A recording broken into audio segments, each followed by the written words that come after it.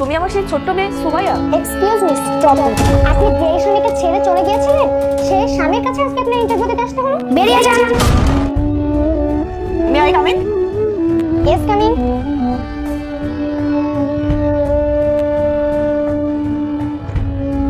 কি ব্যাপার বাবু, তুমি এখানে বসে কি করছো? Mind your language. এটা আপনার বাড়ি নয়, এটা একটা অফিস। এই মুহূর্তে আমি আপনার ইন্টারভিউ নেব, অর্থাৎ আমি এখন আপনার বস। মানে কি, আমার সঙ্গে কি এখানে ফাজলামো হচ্ছে নাকি? আমি যতদূর জানি এই অফিসের বস কামরুল সাহেব, তাহলে তুমি এখানকার বস হও কিভাবে? হ্যাঁ, আপনি ঠিকই জানেন, আমি কামরুল সাহেবের একমাত্র মেয়ে। সেই সূত্র ধরে আমিও তো এই কোম্পানির একজন ওনার, তাই না? আর শুনুন, আমার বাবা আপনার ইন্টারভিউ নেবে না, কারণ আমার বাবার এখনো সেই খারাপ সময় আসেনি যে আপনার মতো একটা মানুষের ইন্টারভিউ নিতে হবে। হোয়াট? এসবের মানে কি? ওয়েট, এই হলো আমার বাবা এবং তার পাশে আমি। আশা করি বাকিটা আপনাকে বুঝিয়ে দেওয়া লাগবে না, আপনি বুঝিয়ে দিয়েছেন। আরে এটা তো কামরুল, এ তোমার হাজবেন্ড। না, আপনি একটু বাড়িয়ে বলছেন। এইটা আপনার এক্স হাজবেন্ড, যাকে ছেড়ে আপনি চলে গিয়েছিলেন, এবং আমি আপনার সেই দুধের বাচ্চা, যাকে ছেড়ে আপনি নতুন জীবনের উদ্দেশ্যে চলে গিয়েছিলেন। আপনি কি কখনো ভেবে দেখেছেন আপনার ভাগ্যটা কত খারাপ?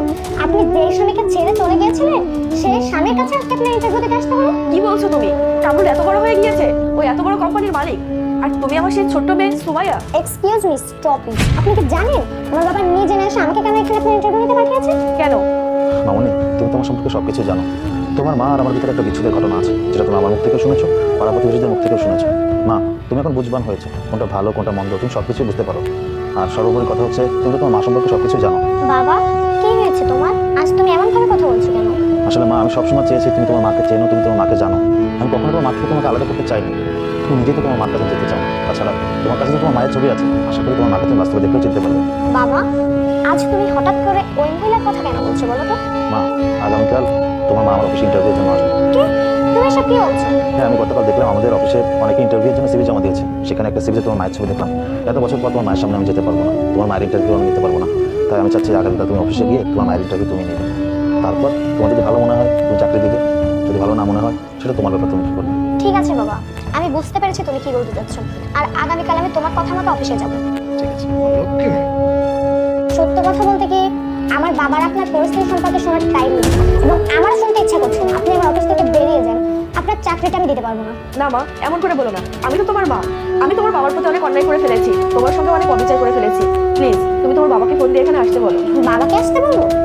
অসম্ভব, কারণ আমি আপনার মতো একটা নোংরা মহিলার সাথে আমার বাবাকে দেখা করতে আসতে বলতে পারি। আপনি জানেন, আমি যখন স্কুলে যাই তখন কেউ আমার সাথে কথা বলতে চায় না। সবাই বলে আমার মা নাকি অনেক খারাপ।